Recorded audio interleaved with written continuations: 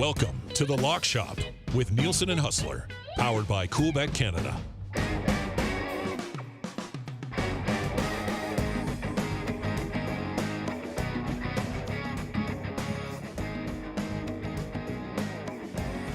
Hey, what's up, Lock Shoppers and cool bettors alike? Welcome to the program. Huss and Matty Iwanyk with you on a big CFL Thursday, kicking off the week in 3-down football. We'll get to the picks, talk a little Olympics and more. Shout out to everyone listening on the EST live stream. And of course, if you haven't played a Coolbet already, what are you waiting for? Join us there. Use the promo code LOCKSHOP on your first deposit for a 100% bonus up to $200 when you begin the journey at Coolbet. Matty, what's going on? How are you? I'm doing great. How are you? How was, I know you were on yesterday, but how was the fishing trip? It was glorious. It was glorious. Aikens Lake Lodge, a place we've worked at for a while, kind of get out there every summer for 3 days or so. It is not just the highlight of the summer, honestly. It's usually the highlight of the year. And treated incredibly well, caught some great fish, ate some awesome food. The weather was literally perfect. So no complaints. But thanks again for jumping in with Patty for a couple days. Of course, Dusty, the busiest man in the world right now. Like, he's doing CFL games this weekend too, isn't he? I have his schedule actually in front of me. Let me double check. I think he would only have the one, which would be the Edmonton game, Edmonton, BC. He's not traveling because he's got Halinka the rest of the time. I just want to make sure that he's calling that game because I don't know what the Halinka-Gretzky schedule kind of looks like for gold or anything like that. I think it might be on Saturday.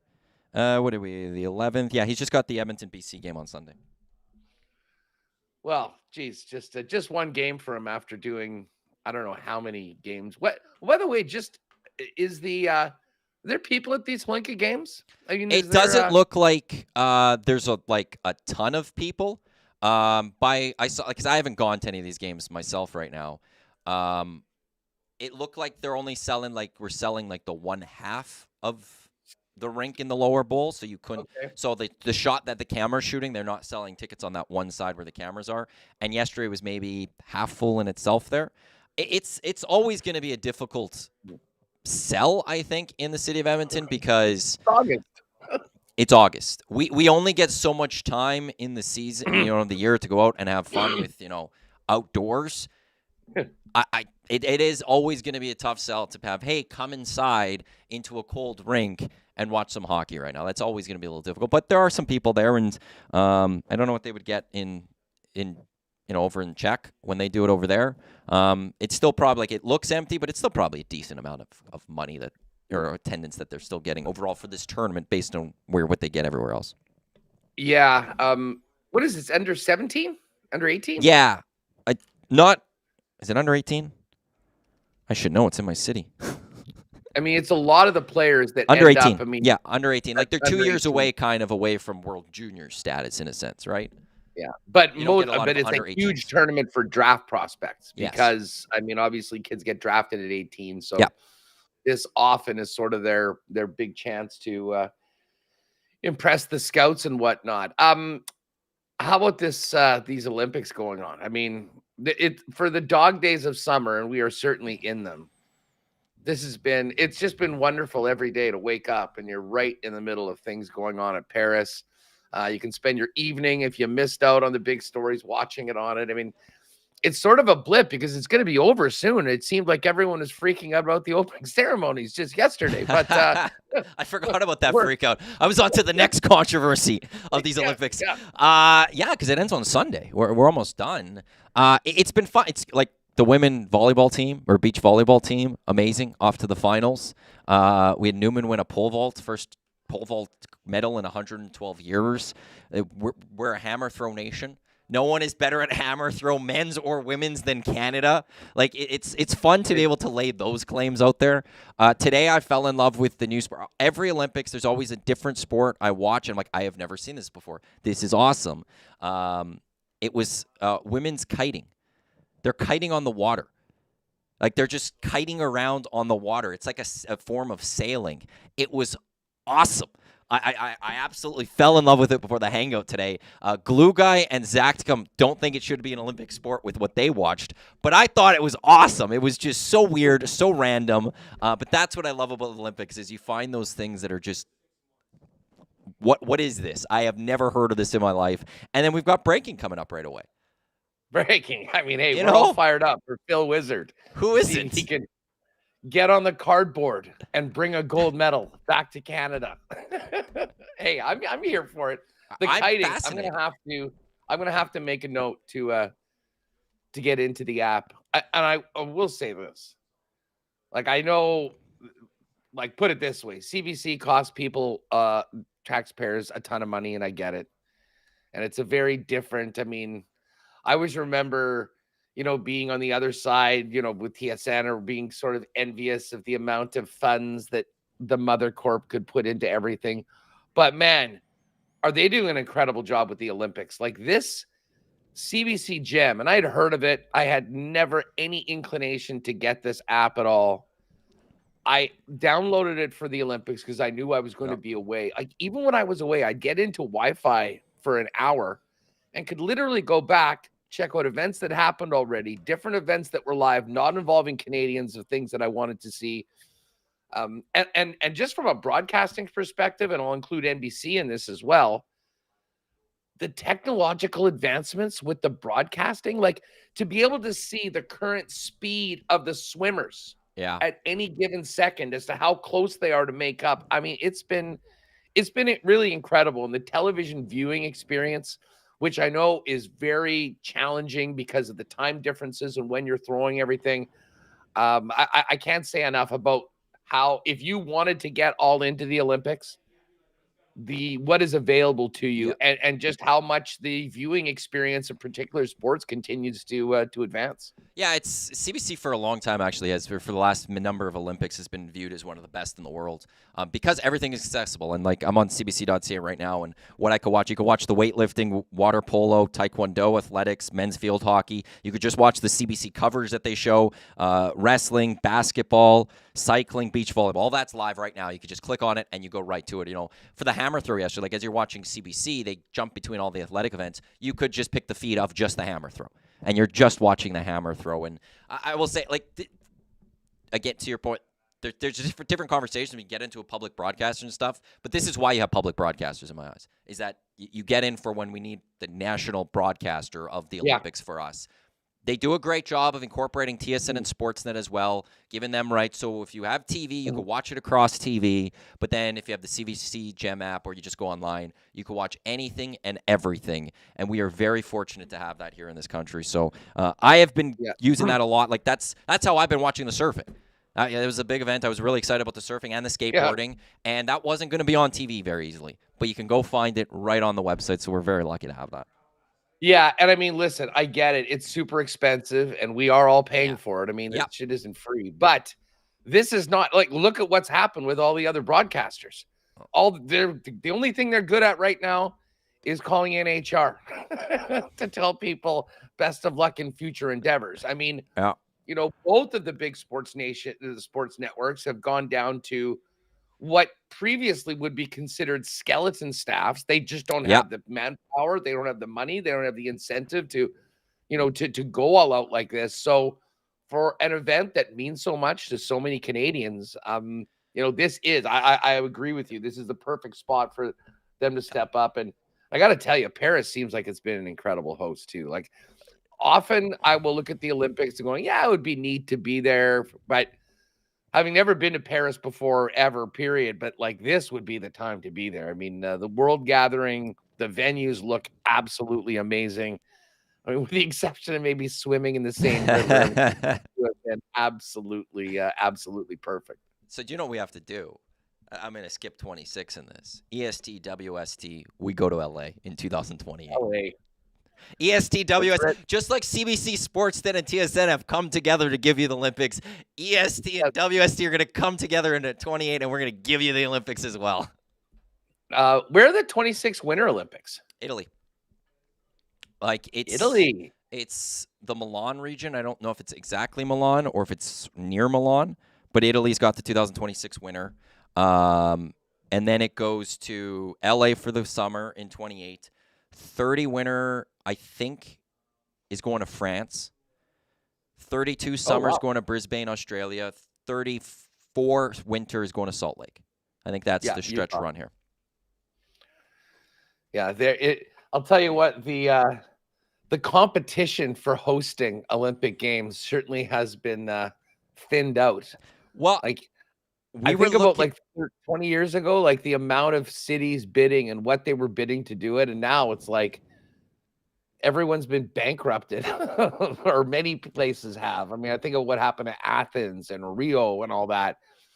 You're starting to go back to familiar areas right now. In particular, companies that have the ability to do it. France and US hosting 2 Olympics back-to-back summers, and then they're going back-to-back winters, hosting right away, same countries. I will throw this out there because in 2036, we were talking about this on the Hangout last week, I believe it was, and we're looking at who's the prospective bidders. And there's some rumblings that a joint Toronto-Montreal bid might come up. Would you want that? Because there's that's the one, because of all this. I know Calgary had a referendum because they were looking at one of the winter games, and they ultimately turned. I think it was the 26th, maybe. Was it? Yeah, I think it was for the 26th.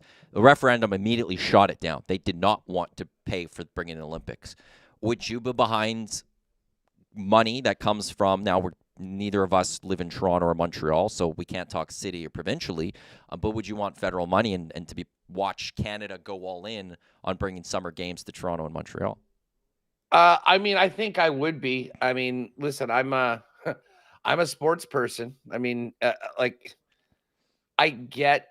I would benefit from it far more, even being out here in the West, even if I wasn't going to be there. I mean, I think it would be great for the country. It would be good for the economy. There'd be a lot of things that would work out. I mean, again, it costs a ton of money. Oh.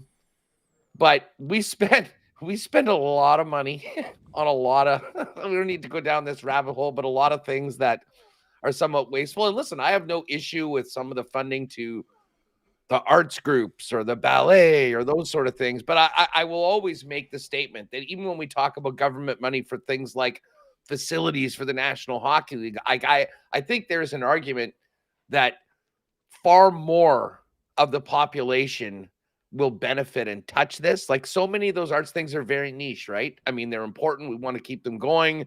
They've got great history. But I mean, how many people are actually touching it? I mean, sports is the one thing that truly brings us all together. And there's nothing that brings people together like the Olympic Games. So, I would be like, I like to see Canada as one of the leaders, like along with the Frances in the United States, that has the ability to host world-class events and do it. And I mean, I don't think there was a lot of people saying, man, that sucked when we had the Olympics in Vancouver in 2010. I mean, it was incredible. Yeah, and I also, if Canada's hosting another Olympics, I'd like it to be a summer. Like, I would like the next Olympics that we're getting to be a summer one, because we've seen, and yes, Montreal had the summer, but we've seen Calgary, we've seen Vancouver do the winter. We are a winter nation. We know that. But it's also, we're kind of doing pretty okay now at these Summer Olympics. It would be fun to see if we put that money behind the facilities and bring it here. Obviously, then there's money behind those host nations want to get their athletes even better. And what else could we grow when it comes to our summer athletes and maybe getting a few more medals there? So I'm with you. I'd be all for it. Pardon? Can we make a few more hammer events? Is that can we have like hammer relay? Different balls that you have to throw. Different weights. Hey, Katzberg's is only 22. Maybe he'll be there for 2036 when if we get it and stuff. What stars they were. And one other thing on the Olympics. Do you have a theory on this? And listen, objectively, and I know we're not supposed to talk about how people's appearance are good looking, but listen, objectively, the Olympics is full of the hottest people on the planet, male and female. Why is that, Matthew Iwanyk? Why do we have, I was watching the pole vault yesterday. I mean, if it had been in a different scenario, you could have had these women walking the freaking runway in Paris at some point. I mean, we've seen it just seems like, what is it about human nature? Like, the alphas of both the men and the women become the best at what they do. Because I mean, listen, if I'm a modeling agent, I just go to Paris and start picking off these people, and I start a wrecking crew in the modeling world of the hottest Olympic athletes, because it is ridiculous. Well, they're also some of the most fit people in the world too. Well, that helps right off the bat. Right off, let's be right off the bat, you're dealing with some of the most fit people in the world, and they're of that 20-year-old age generally, so early 30s. So I would think it kind of that plays into it a little bit. And it might be just that we're the Olympian, just knowing that they're an Olympian in people's eyes just adds a little bit of extra attraction. Well, I was going further back. Are people that are genetically gifted, shall we say, as far as just human aesthetics, do they become better athletes? Do they have higher self-confidence that helps them from early on? We could go down a big rabbit hole. That's the thing. It's like how do you become an athlete? Like you are gifted with some stuff, and is that just all encompassing in all of that? I don't know. I've been enjoying these Olympics though. It's been fascinating, and there's just a few more days left, and it'll be sad when it's over. But it's been a great summer games. Who do you have? Because Summer is back in Canada. Summer McIntosh. I don't know if she would fly back for this. Who do you have as a closing ceremonies flag bearer if Summer doesn't go back? Ooh, great question. Great question. She was the hands down. Hands on. I mean, maybe the hammer throwers. I mean, together they both won same event. Very cool story. I mean, who else has gold medals for us? Maybe beach volleyball if they go and get this done. Well, I was just about to say, speaking of our last topic, beach volleyball. If they can secure the gold, that really is one of the kind of top sports of the Olympic Games. I mean, it's the most incredible venue. Do we have any idea how? I will be honest, I'm a little naive to the expectations for the beach volleyballers going in. I mean, are they playing with house money right now, or are they right in there and expected to potentially win this gold medal? I believe this is unexpected. I'm just Googling if I can find the favorites going into this. And the first thing that I see from the Canadian Olympic Committee from 2 days ago was huge upset win sends them to the beach volleyball quarterfinals. So getting to the quarterfinals was, even as Canada was saying, the COC, that was just a huge upset in itself. Wow. I know they took down the Americans, which that was the big one. I think Americans are supposed to do a lot better. So I think right off the bat, yes, this is a bit of house money. And they'll get, I don't know if we have the winner yet, but they'll get either Brazil or Switzerland, or Brazil or Australia, I should say. And I would just, based on those two countries, they have a lot of beaches and stuff, so I would assume that they're going to be, whoever it is going to be the favorite. But 100%, I think this is house money. JBM has popped into the chat. What's up, Jake? Beach volleyball was 7th in the world. So again, just like you said, kind of a prediction of quarters. But moving off, and now of course they're top two to the final. Spency 5 Centsy. Meanwhile, at the Nathan's hot dog eating contest, nothing but Uggo competitors. That is not true, Spency 5 Centsy. And on top of it all, just wait until 2028 when Joey Chestnut wins a gold medal for the United States. They won't be adding food into that one. What are you talking about? Are they? It's competitive eating is going to be in the Olympic Games in flag football and competitive eating. No way. Not for sure. I love the fact that you took me seriously. Well, because it's America. You want to know something? It's America. And if you're bringing in sports that usually you bring in sports that define your country a little bit, and I'll say this right now, competitive eating would define the United States for me. Did you see what Joey Chestnut did at the Riders game this past weekend? Your boy? I saw that he was out there. 343 mini donuts. He beat his own record. What a great eating contest for a CFL game, mini donuts. I mean, it truly is. Dusty and Suits then had a huge number. Dusty and Suits had a donut after. Like in the broadcast, they tried doing it and Love it. Funny stuff in the chat. Jasmine Sidhu, Huss ain't wrong. Thank you for that. Yes, Spency 5 Sensi, competitive eaters are real athletes, just hard to look good doing it. That I will agree. It's sometimes you have to put a lot out of your mind about how you're looking to your audience when you're competing as hard as the Joey Chestnuts do. We're keeping an eye on Winnipeg. Skylar Park is on the taekwondo mat in 15 minutes. And we are going to see whether she can stay alive for a bronze medal. She lost in the quarters, but because the person she lost to made to the final, I don't know exactly how this works, but she's in the repechage and still has a chance for the bronze medal. So we will be cheering for her. And while I get this up, I know that I don't have it on right now, but the Olympic basketball is done. What happened between France and Germany? Is that one over now? Let me double check. I'm just seeing the live betting is no longer up at Coolbet, which will mean USA Serbia coming up. Yeah, it looks like there was 12 seconds left in the fourth. I'm seeing on ESPN, and 67-60 France was leading Germany. 67-60 yeah. France leading Germany? Yeah. Wow.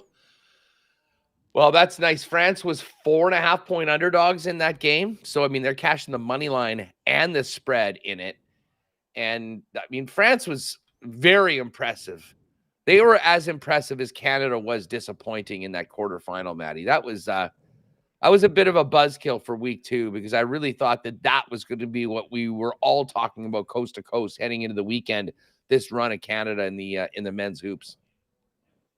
Okay, Jake's saying it was a 2-point game, or it's a 2-point game in that basketball. 70-68 France. So I have no idea what ESPN's doing here and why they're so behind.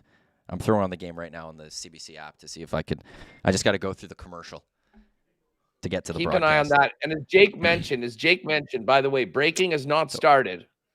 And if you do want to ride with Phil Wizard, it is up in the exclusives, plus 250. So to win the gold medal. 2 points difference, 12 seconds left. France has the ball. So I'll keep you posted. All right, perfect. The Wyndham has not teed off yet today. And this is big on the PGA Tour. Again, we've got our picks up. I would imagine maybe this stuff is still up there. Actually, I'll check it in a minute just because no one has teed off yet. But Tropical Storm Debbie is coming through. This event is not starting today. I'm not sure what the weather is going to be like the rest of the way, but they're going to have a tough time getting 72 holes in. And because the FedEx Cup playoffs start next week, this is not a week where they can take this. I guess they could technically take it into Monday, but that is not ideal at all. They probably want those guys showing up on Monday to begin the FedEx Cup playoffs right now. So, no golf updates right now from the golf updates from the PGA Tour. However, we do have Olympic golf. Well, but before you get to that, so I found somebody with the weather forecast. They say tomorrow morning won't be much better, but there is some good news as it seems like it will move out the storm by midday Friday. It'll leave behind like 4 to 7 inches of rain. Only 20% chance of rain Saturday, Sunday, Monday. So maybe as long as the course can drain properly and things like that, maybe they'll be able to sneak in at least 3 rounds. Maybe they could do all 4 between late Friday and Monday. Yeah, that's kind of the way it's looking. Let's see. We don't have. How did Brooke do today? This Olympic scoring that I got right here is not a good one. Update. Disaster finish for Nelly Corda today. That's not good. Brooke is 29th. Nelly Corda shot a quad bogey 7 on the par 3 16th, which is wild because she is still at -2, but would have been just 2 shots off the lead. I'm not sure if there's live betting on this, but you might want to jump on Nelly. If she had a round like that, she can get away. She certainly is the top. Now, Celine Boucher, who had a 5-shot lead on everybody but one golfer yesterday, was 4 over today at -3. And as far as the Canadians go, you mentioned Brooke Henderson is at 3 over. What about Elena Sharp? She's a little bit better. Elena Sharp's 3 over. She's 3 over as well. So there we are. So 8 under par. It's pretty interesting how the disparity of scores right now. I mean, there are quite a few people under par, but more around like -1, -2. But Morgane Metro from Switzerland, 1 shot over Runing Yin of China, and then Lydia Ko, New Zealand, one of the bigger names. Third, they've got 2 rounds done. They got 36 more holes, so we'll stay on top of that. All right, Maddie, let's get to the main course today. Let's do it. We're back with the CFL. Don't forget, gang, 20% win boost on your favorite bet of the week. It can be a parlay. It can be a single bet. It can be a total. All you got to do is just opt in and press that green button for the 20% win boost when you make your CFL bets. First off, just before we get into this, how big was your victory lap after on the post-game show after the Elks won? Like, I didn't see the game, and maybe you can fill me in on this. Yeah. I mean, I was fishing. I was following it along and then got back afterwards and saw that they had put up 42 points. And I'm like, wow. And then I saw that massive, 90-yard touchdown pass that he had. And I looked a little closer. I mean, didn't even get 200 yards on the ground, but it seemed like just his presence in the backfield and how much attention the defense needs to put on Trey Ford opened up some big holes for Leak in the backfield. He had 2 touchdowns of over 50 yards? Yeah, 3 touchdowns, 116 yards rushing, and then he added some receiving yards. I did a literal victory lap around the casino I was at for the post-game show. Jay said take a little lap, so on the show I did a quick actual lap. What happened was everything I kind of saw from the Elks a little bit last season when they were winning football games with Trey Ford, which is he's such a threat throwing, with his legs that, as a defense, you have to make sure that, you don't let him get to the outside, so you're not sending as many guys, and it opens up the holes for your running backs. Last year, Kevin Brown rushed for 1,000 yards. Most of that came in once Trey Ford became the starting quarterback, and we saw that Kevin Brown hurt, but Javon Leak was the beneficiary of that. Trey Ford didn't have to run that much. He didn't beat the Riders with his legs, but the threat of his legs opened things up for Javon Leak, and even Rankin for them. The Riders had the best run defense coming into that game, and the Elks torched them for over 200 yards rushing. And, Trey Ford even, there was just a couple plays where he ran probably for 40 yards, but he made 2 yards on the play because, he was getting the pressure, but he escaped it. And then on top of that, what we saw was the improvement of Trey Ford with the passing. You talk about that Tevin Jones pass.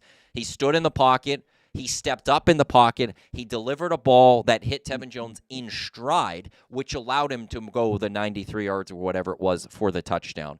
And if there's one thing I would be a little critical of MBT this season was, while when he did hit his receivers, the completions, they weren't generally in stride. He's underthrown quite a bit of receivers, but Trey Ford was hitting his guys where he needed to. And that game, because the Riders scored a touchdown on the last play of the game, it was actually closer than, on the scoreboard than it actually was. The Elks dominated that football game. They had a period of time in the third quarter where they were a little, they felt like they weren't able to get anything done. They kind of went away from their game plan from the first half. But having Trey Ford out there opened up so much for that offense.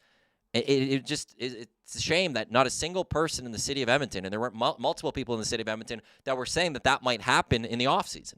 If only the people were saying that this could happen, but we get to finally see it. And now, big game coming up this weekend is we'll get to it. I don't want to get too ahead of myself with the Elks, but there's a potential run here for a winning streak. I see. There's a potential winning streak on the table here for the Elks. Okay, well, that's the final game. Let's start off with tonight's game to kick it off. It is the Saskatchewan Roughriders and the Ottawa Redblacks. The Riders have lost 2 straight. I mean, a game that they blew with a 13-point lead. Third-string quarterback comes in, lights them up in Montreal, and they lose and don't cover. I'm still mad about that. And then they get lit up by the Elks and give them their first win of the year. This is a team that, and again, maybe because I wasn't able to see the game, I still haven't downgraded Saskatchewan as much. Like, I'm thinking about the defense that looked like it was at a championship level through the first 7-8 weeks of the season. And I will be honest, I still Well, I'm happy for Bobby Dice and what's happening in Ottawa.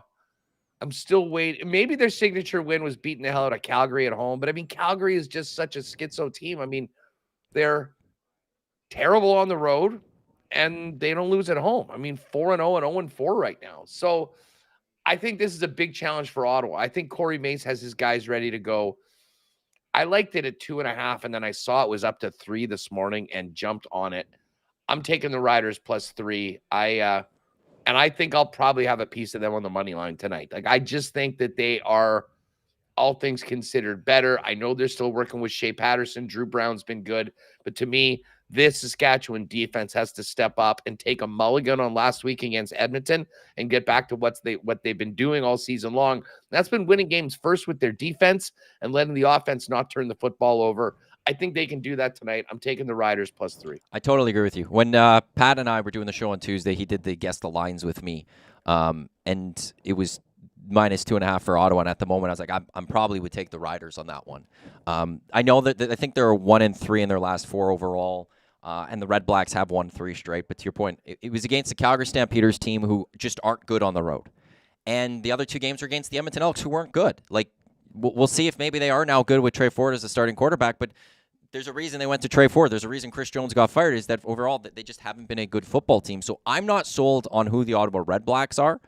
And I do think that this Riders team, they're sputtering a little bit. And Corey Mace is going to get this team to turn around. And maybe that kick in the pants that the defense had at the hands of the Edmonton Elks is going to get them going. Now, there is a concern. No Jameer Thurman for the Rough Riders going into this one. But,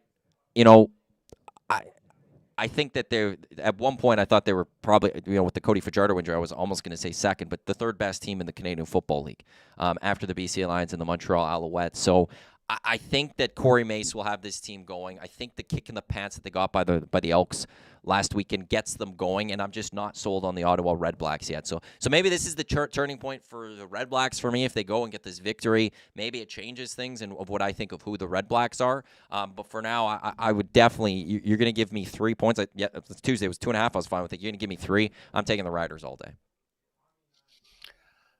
Moving on, rematch of last week. Crazy comeback in the 4th quarter by the Calgary Stampeders, erasing a 23-6 deficit. They win 27-23, and now they go on the road. And I sort of laid this out. Calgary, 4-0 at home. They look terrible on the road. Now, you would think that has to change at some point. But, man, the Argos, you're going to be in a surly mood after giving up that lead and feeling like they really left one on the table there. I said yesterday on the program, until further notice, I will back Calgary at home and I will fade them on the road. That's not changing at all. It was 1 for the Argos. They're now at 1.5. I think at that point, I might actually take the money line because I think this could be a really close game. But I will lay the 1.5 on Toronto. And I actually do have a little 2-gamer for the first 2 games of the week. And this, Lock Shoppers, is what I used my 20% win boost on. Riders +3, Argos money line. And if you put those together, it comes to +232. And let me just see by the +232.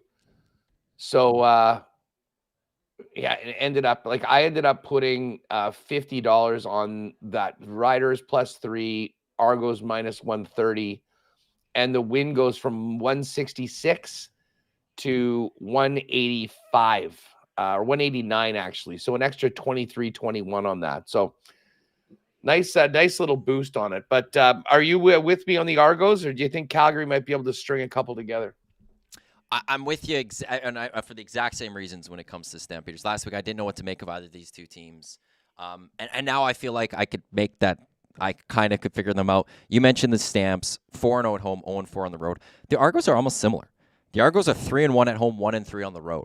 So it's like they're also just a good home team, not so good away team. So they get to come home. That, to me, gives them the advantage, and the Stamps just can't figure it out when they leave McMahon Stadium. I'm trying to recall what the line was on Tuesday. I think it was just 1, wasn't it? Why? Maybe I'm off. I thought maybe the Stamps were slight favorites going into this one at 1 point. So it shifted to the Argos since, but I could when be a I little saw it, off when on I that. saw it later on Tuesday when I got back, I jumped onto the site and was checking it out, and it was 1, and the Argos were minus 120, and Calgary was even money on the money line. That's faded. Like Yes. Toronto's now minus 130. Calgary is plus 107. So we're together on Saskatchewan and on the Argos. All right. Now we go to Hamilton and Montreal. I'll give this one to you first, Matty. Oh, well, yeah, these two teams met last week. This is another rematch. It's another rematch. The difference is it's coming home for the Montreal Alouettes. We're not looking at, and they go to Hamilton, they dominate Hamilton. I know last week when we were talking about Hamilton, we thought maybe with the number, I can't remember, it's 4.5 or something, that Bo Levi, the Ticats, they'd be able to hold that a little tighter, especially with no Cody Fajardo for the Montreal Alouettes. They're sticking with, Davis going into this one as their quarterback. Cody Fajardo's still not there, but we saw what they did out in Hamilton. Now you're coming home to Percival Molson Stadium. Like, you're coming home with that fan base. They're a fun place to go play in front of. 7.5 seems like a lot, but based on what I saw last week, I absolutely think that the Owls could come out and cover that one. I'd like it a little better if it was 6.5, but I'm liking the Alouettes to cover this one. I think they're just a better football team, and it's hard to do 7.5. It's hard to go that much, but I'm going to run with the Owls on this one. I watched the game last week. I was on Hamilton. I was all fired up with that pick 6 early in the game, and I'm like, okay, this is great. They got the touchdown lead. They're at home. We're getting 4.5 points. We're good. We weren't good. We weren't good at all. No. Bo Levi Mitchell and their offense could do absolutely nothing against that Montreal D. And despite a couple early mistakes by Alexander in the first half with the pick 6 and I think a fumble, they were able to stay in the game, and he started to hit his receivers, and they started to win. So you look at this, and it is just obviously Montreal rolling, right? I'm literally fading myself on this pick because I'm totally with you. I think that logic would tell you that Montreal is the best team. They are at home. They just beat the hell out of this team last week. Something tells me that Hamilton will be a much more competitive team this week. And I think there could be an element of Montreal saying, okay, great, we just smoked these guys last week, coming back. I'm not telling anybody to bet Hamilton. I don't feel great about this, but I'm actually going to take the points. I would feel terrible if I went with the one team and then went on the other side and managed to be on the wrong side both times by switching it.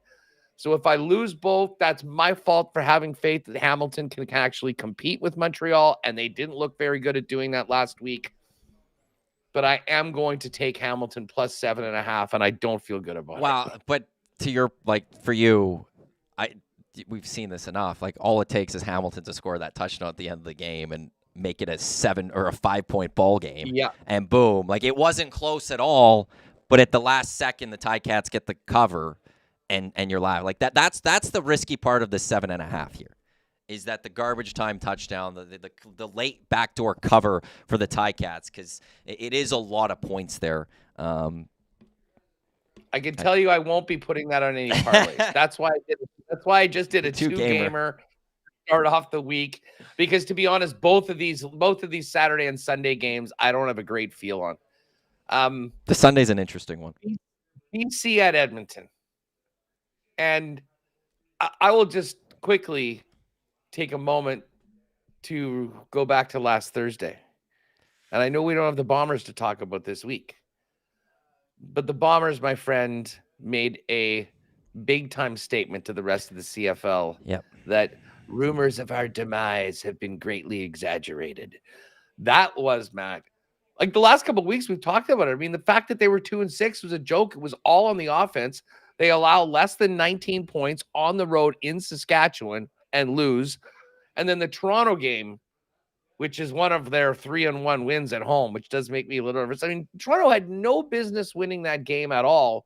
And as we said, I mean, through a myriad of errors, fumbles, penalties, the Bombers somehow found a way to lose, not to mention Sergio Castillo. But holy smokes, a shutout of the number one offense in the CFL, 4 first downs, 120 yards passing. One of the most dominant defensive performances I've ever seen. The time of possession in that game, Matt, was 42 minutes to 18. And honestly, I've never, like, if you would have told me any team in the CFL did that in a game this year, I would have said there's no way. But for the BC Lions to do it, what a way for the Bombers to go into the bye week. But for BC, they did not look good in any aspect of the game. The offense was an absolute train wreck. And then Vernon Adams gets hurt in the second half. And we've got Jake Dolegala at quarterback going into Edmonton to take on the Elks after their first win of the season.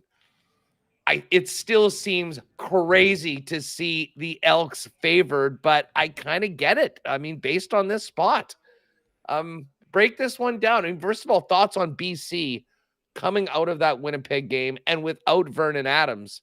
And then the matchup that does the Elks look for 2 in a row. Yeah, I just on the Bombers defense too. You talked about it last week against that Argos. The Bombers defense only gave up 6 points. So over the last 2 weeks, the Bombers defense have given up a total of 6 points. Like that's ridiculous. And it was against Vernon Adams, who didn't just have he got hurt, but that was later in the game.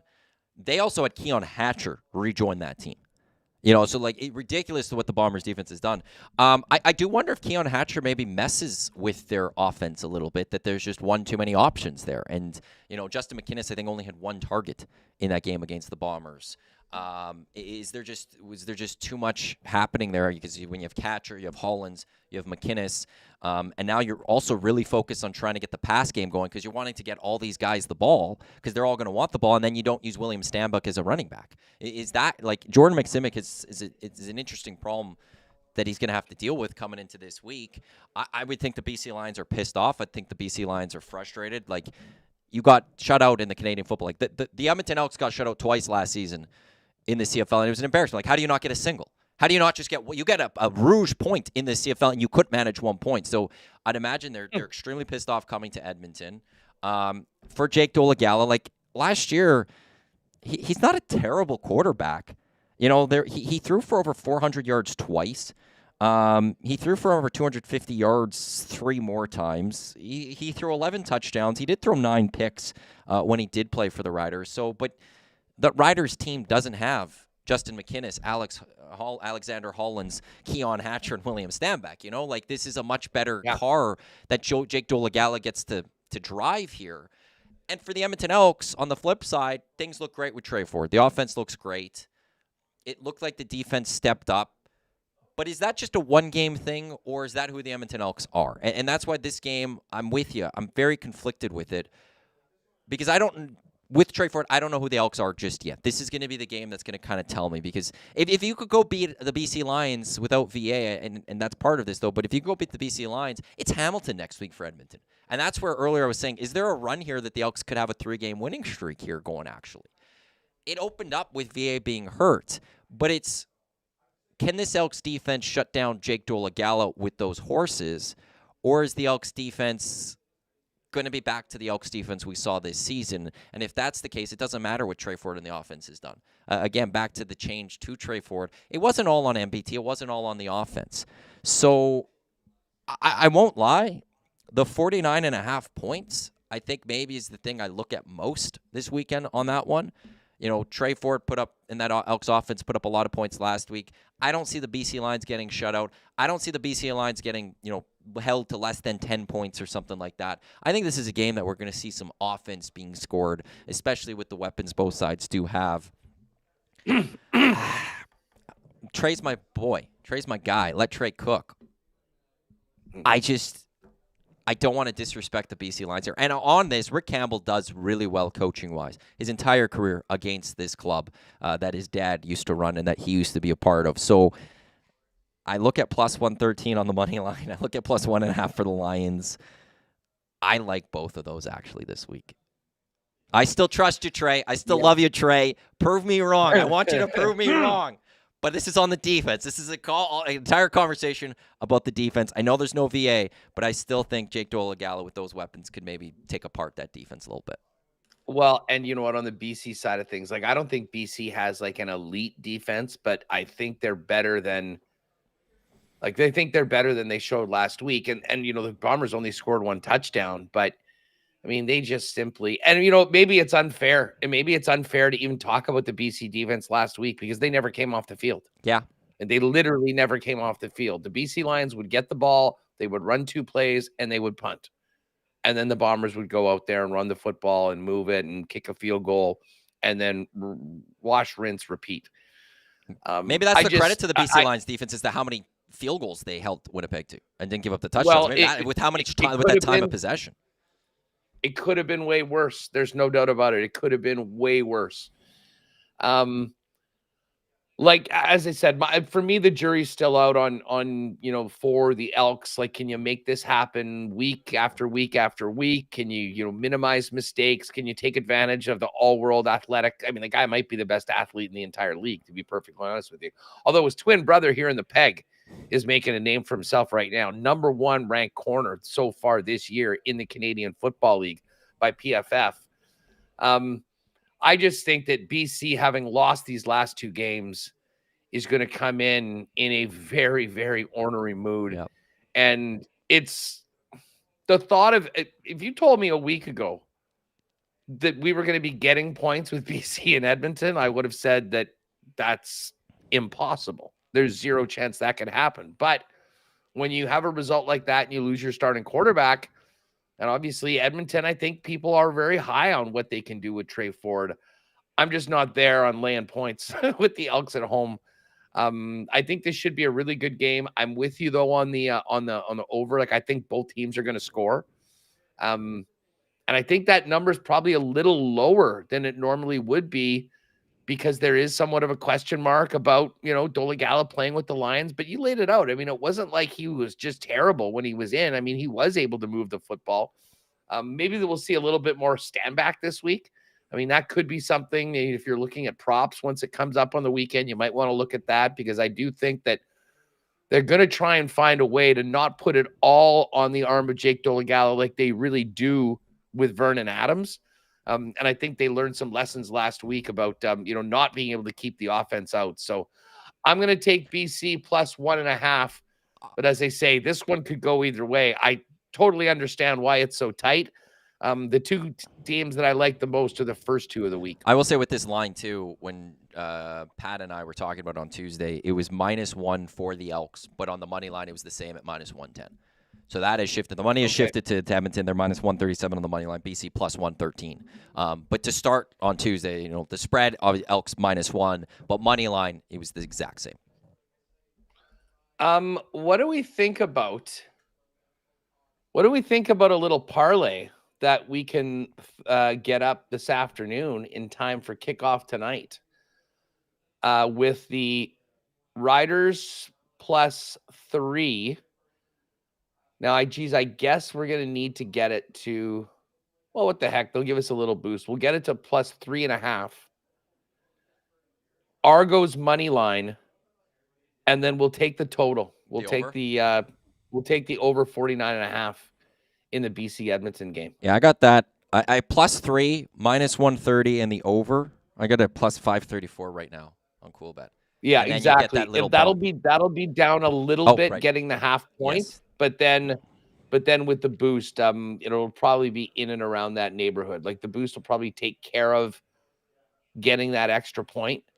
And it's a half point. It's a significant one going from 3 to 5. But I think it'll still be in the 5 something, like maybe around plus 550 or something like that, which should be good. So, Jake, if you're there, I'll text you guys for this. But if you can get it up, Riders plus 3.5 because we need to have the half point. Argo's money line. BC Edmonton over 49.5 on Sunday, and just completely staying away from that Hamilton Montreal game going forward. Great stuff, Maddie. I'm looking forward to it looks like I'm just paying attention. I think our girl Skylar Park, all of these tweets are in French or other languages. I don't know whether I hit maybe just the teams that are. Oh no, here's our guy Ben Steiner. Skylar Park to fight for bronze. World number 3 will fight for bronze after navigating the repechage. So 1:34 Eastern. We'll all be paying attention to that here in Winnipeg. And 1:34 Eastern? Hopefully looking for, or sorry, 1:34 Central, I should say, 2:34 Eastern. So 12:34. And maybe we add to our medal total. And France took down Germany. Yep, events. France did take down Germany, so we'll get France. Although I do like, I think I'm going to pop a little something on Serbia plus 15.5. I think this is going to be a game that they maybe keep in. They did not do very well the first time. Stakes are higher. Joker will be all there for it, so it should be good. Maddie, have an awesome weekend. Well. Enjoy these games. I will look forward to talking to you next week on this program, and we'll see whether the Trey Ford show keeps rolling and the Elks are 2-0, looking to make that winning streak happen, or whatnot. What's coming up on WST? What is coming up on WST? Well, we're going to be paying attention to the Olympics. As I mentioned, Skylar Park is a very important member of our sporting community, so we'll be following her. Ben Steiner, actually from the CBC, is going to come on. We're going to talk about everything happening at the Olympic Games with Canada, medals, and more. What's to come over these next few days at the Olympic Games. Scott Billick's going to jump on us. And hey, if you're a wrestling fan, there is a new movie coming out called The Death Tour. And it is a famous tour put by Winnipeg wrestling promoter Tony Condello through remote Indigenous northern communities in Manitoba. And it is famous within the business because of just how grueling it is, what the guys go through. And it's kind of a rite of passage of young indie wrestlers. And they've made a movie about this. And the guy that is behind it all is going to come on. So we're going to talk about that. I watched the trailer for it. It looks really interesting. It's not really about pro wrestling, but more about the grind and also what it's like when, these small indie promos come to the most remote and isolated communities and the effect it has there. So I'm looking forward to that. So yeah, that's all coming up in about 5 minutes over on WST. We got two guys and a goalie here on Edmonton Sports Talk. Have a good one, pal. We'll see you. We'll talk to you next week. Absolutely. Look forward to the show tomorrow. And it coming up in a few minutes on WST.